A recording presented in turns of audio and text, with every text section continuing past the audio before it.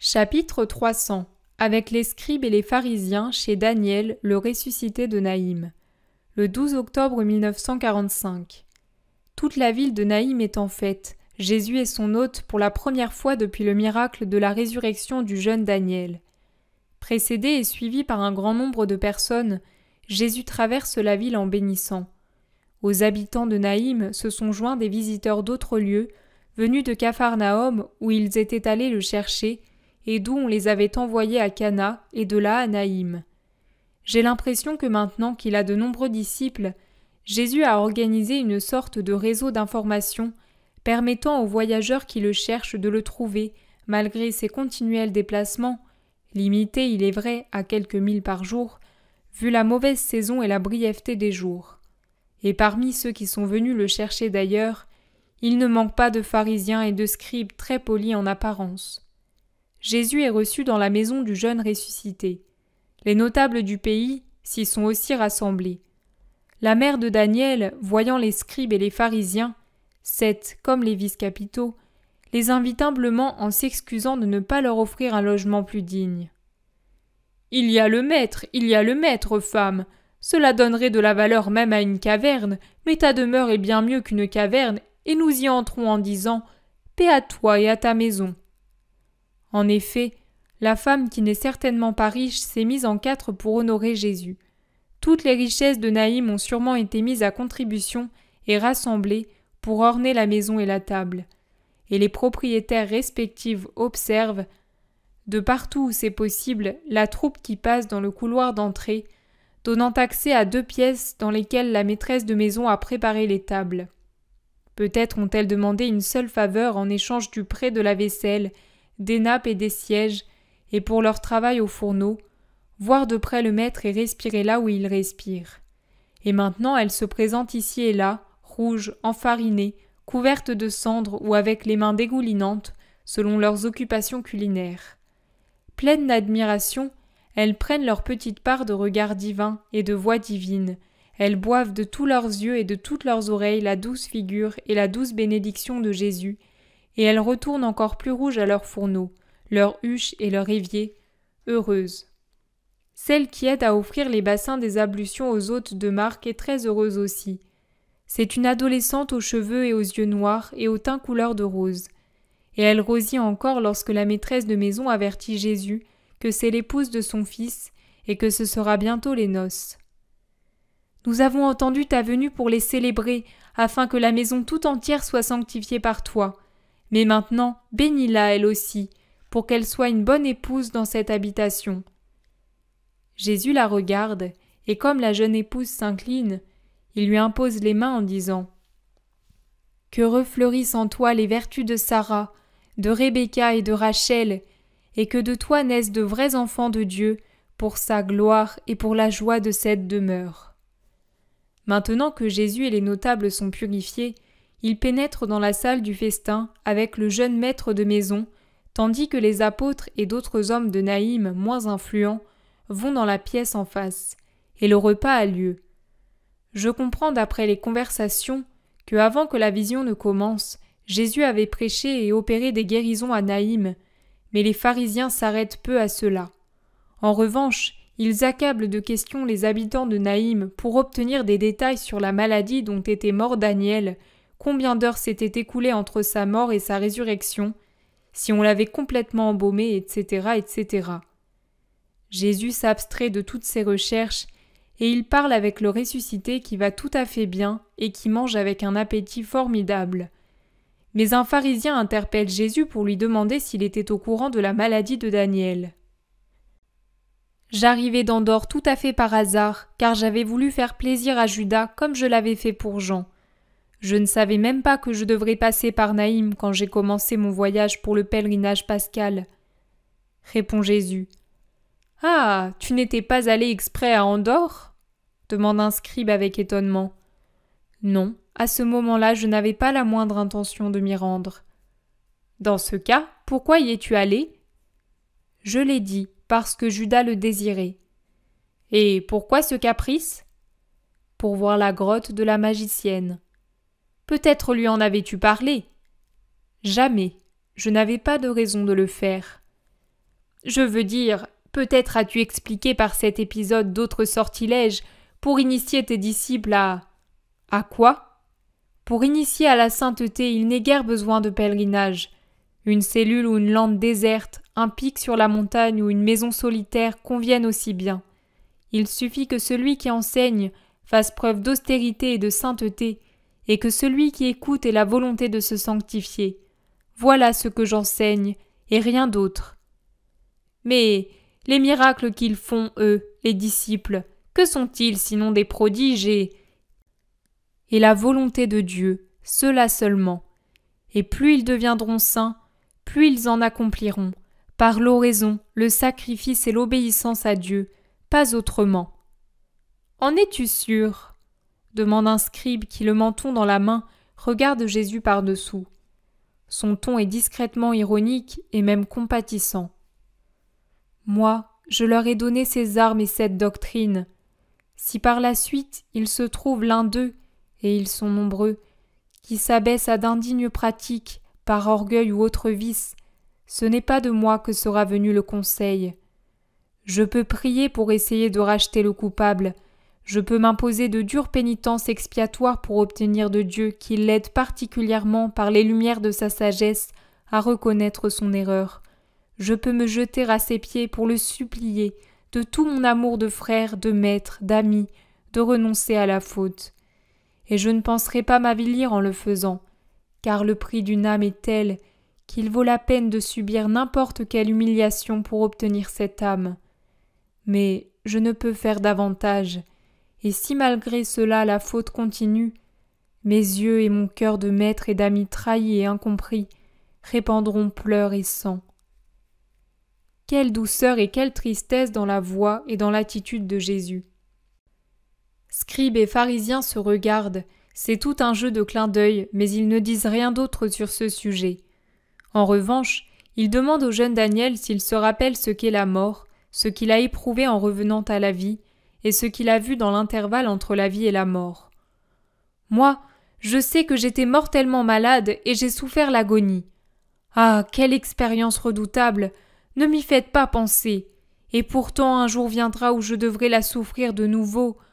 Ah, maître! Il le regarde d'un air terrorisé, pâle à la pensée de devoir mourir de nouveau. Jésus le réconforte doucement en disant « La mort en elle-même est expiation. Toi, en mourant 2 fois, tu seras purifié de toute tâche et tu jouiras aussitôt du ciel. Que cette pensée te fasse vivre en saint, pour qu'il n'y ait en toi que des fautes involontaires et vénielles. » Mais les pharisiens reviennent à l'attaque. « Mais qu'as-tu éprouvé en revenant à la vie ?»« Rien, je me suis retrouvé vivant et en bonne santé, comme si je m'étais éveillé d'un long et lourd sommeil. »« Mais tu te rappelais que tu étais mort ?»« Seulement que j'avais été très malade, jusqu'à l'agonie, c'est tout. »« Et qu'est-ce que tu as retenu de l'autre monde ?»« Rien du tout.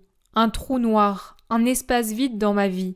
Rien. »« Alors pour toi, il n'y a pas de limbe, pas de purgatoire, pas d'enfer ?»« Qui dit qu'il n'y en a pas? Bien sûr que cela existe, mais moi, je ne me le rappelle pas. »« Mais es-tu sûr d'avoir été mort ?»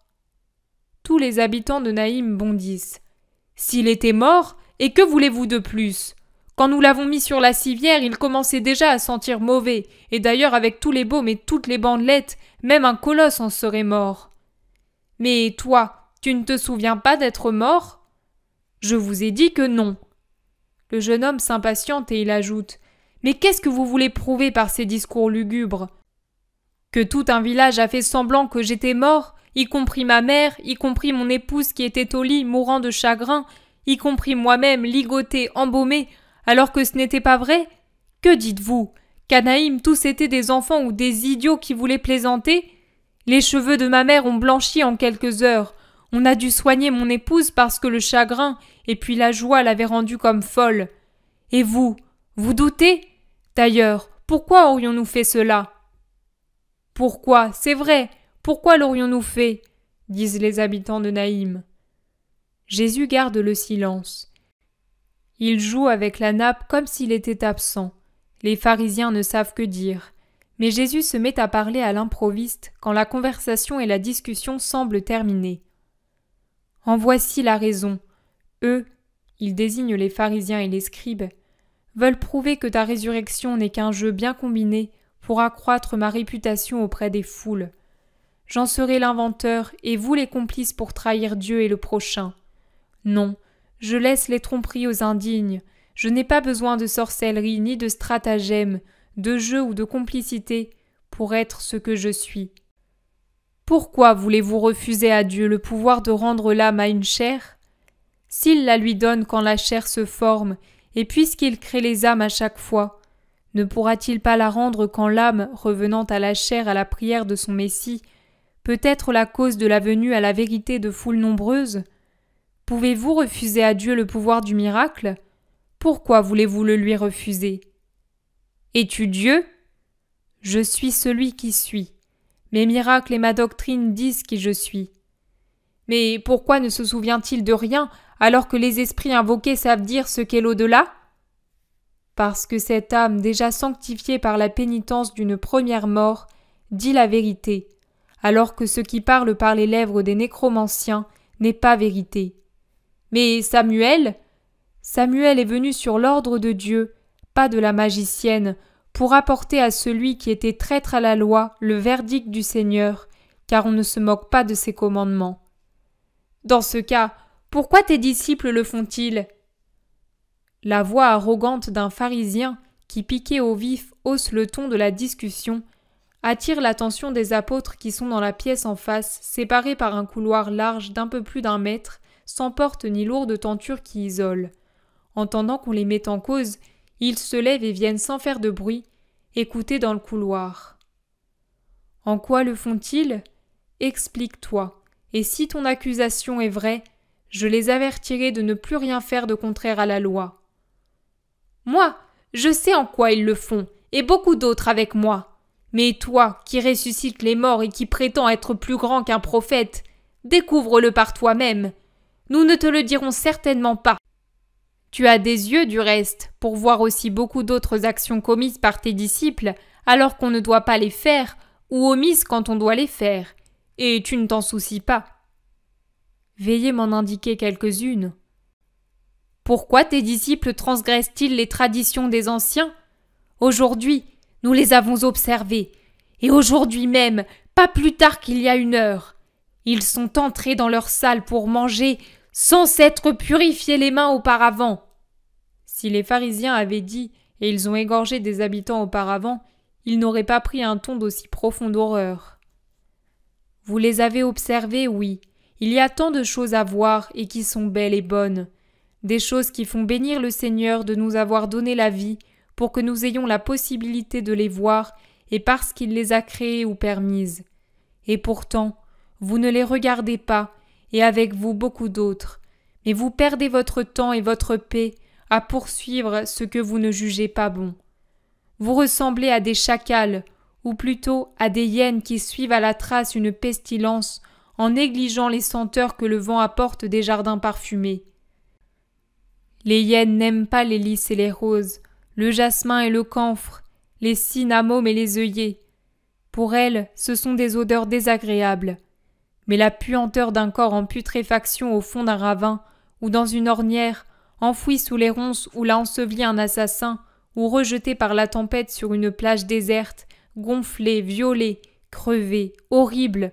Oh, quelle fumée agréable pour les hyènes!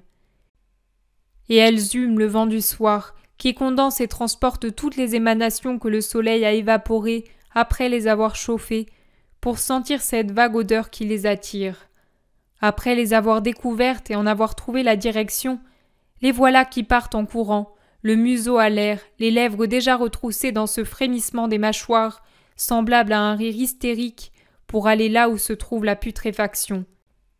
Et que ce soit un cadavre d'homme ou de quadrupède, celui d'une couleuvre tuée par un paysan, ou encore d'une fouine par une ménagère, que ce soit simplement un rat crevé, ah, voilà qui plaît. Elles enfoncent alors leur croc dans cette puanteur repoussante, se régalent et se pourlèchent les babines. Des hommes qui se sanctifient de jour en jour, cela n'a rien d'intéressant. Mais si un seul fait du mal, ou si plusieurs négligent ce qui n'est pas un commandement divin, mais une pratique humaine, appelez la même tradition, précepte, comme vous voulez, c'est toujours une règle humaine. Alors on se dérange, alors on note, on suit même un soupçon, seulement pour se réjouir, en voyant que le soupçon est réalité. Mais répondez donc, répondez, vous qui êtes venus non par amour, non par foi, non par honnêteté, mais dans une intention malveillante. Répondez, pourquoi transgressez-vous un commandement de Dieu par une de vos traditions ? Vous ne viendrez tout de même pas me dire qu'une tradition est plus importante qu'un commandement ? Et pourtant, Dieu a dit « Honore ton père et ta mère », et qui maudira son père ou sa mère mérite la mort. Or, vous déclarez au contraire « Quiconque a dit à son père et à sa mère « Ce que tu devrais avoir de moi est Corban », celui-là n'est plus obligé de s'en servir pour son père et sa mère. Par votre tradition, vous avez donc annulé le commandement de Dieu. Hypocrite, Isaïe a bien prophétisé à votre sujet. Ce peuple m'honore des lèvres, mais son cœur est loin de moi, car son culte et ses doctrines ne sont que de vrais commandements humains. Alors que vous transgressez les commandements de Dieu, vous vous en tenez au cérémonial des hommes, au lavage des amphores et des calices, des plats et des mains, et autres usages semblables. Alors que vous justifiez l'ingratitude et l'avarice d'un fils, en lui offrant l'échappatoire de l'offrande du sacrifice, pour ne pas donner un pain à celui qui l'a engendré, qui a besoin d'aide et qu'on a l'obligation d'honorer parce qu'il est père, vous vous scandalisez devant quelqu'un qui ne se lave pas les mains. Vous altérez et violez la parole de Dieu pour obéir à des paroles que vous avez inventées et que vous avez élevées à la dignité de précepte. Vous vous proclamez ainsi plus juste que Dieu. Vous vous arrogez un droit de législateur alors que Dieu seul est le législateur dans son peuple. Vous, et il continuerait sur sa lancée, mais le groupe ennemi sort sous la grêle des accusations en bousculant les apôtres et ceux qui étaient dans la maison, hôtes ou aides de la maîtresse de maison, et qui s'étaient rassemblés dans le couloir, attirés par l'éclat de la voix de Jésus. Jésus qui s'était levé, s'assied en faisant signe aux assistants d'entrer tous là où il est, et il leur dit « Écoutez-moi tous, et comprenez cette vérité. Il n'est rien en dehors de l'homme qui puisse le contaminer en entrant en lui. C'est ce qui sort de l'homme qui contamine. Que celui qui a des oreilles pour entendre, entende, qu'il se serve de son intelligence pour comprendre, et de sa volonté pour agir. Maintenant allons, vous autres, habitants de Naïm, persévérez dans le bien, et que ma paix soit toujours avec vous. » Il se lève, salue en particulier le maître et la maîtresse de maison, et s'éloigne par le couloir. Mais il voit les femmes amies rassemblées dans un coin, qui le regardent d'un air admiratif, et il va directement vers elles en disant « Paix à vous aussi, que le ciel vous récompense de m'avoir reçu avec un amour qui ne m'a pas fait regretter la table de ma mère. J'ai ressenti votre amour de mère dans chaque miette de pain, dans chaque sauce ou rôti, dans la douceur du miel, dans le vin frais et parfumé. Aimez-moi toujours ainsi, brave femme de Naïm. Mais une autre fois, ne vous donnez pas autant de mal pour moi. Il me suffit d'un pain et d'une poignée d'olives, assaisonnés de votre sourire maternel et de votre regard honnête et bon. Soyez heureuse dans vos maisons, car la reconnaissance du persécuté est sur vous, et il part consolé par votre amour. » Les femmes, heureuses et pourtant en pleurs, sont toutes à genoux, et il effleure leurs cheveux blancs ou noirs en passant, comme pour les bénir une par une. Puis il sort et reprend la route. Les premières ombres du soir descendent, cachant la pâleur de Jésus, accablé par vraiment trop de haine.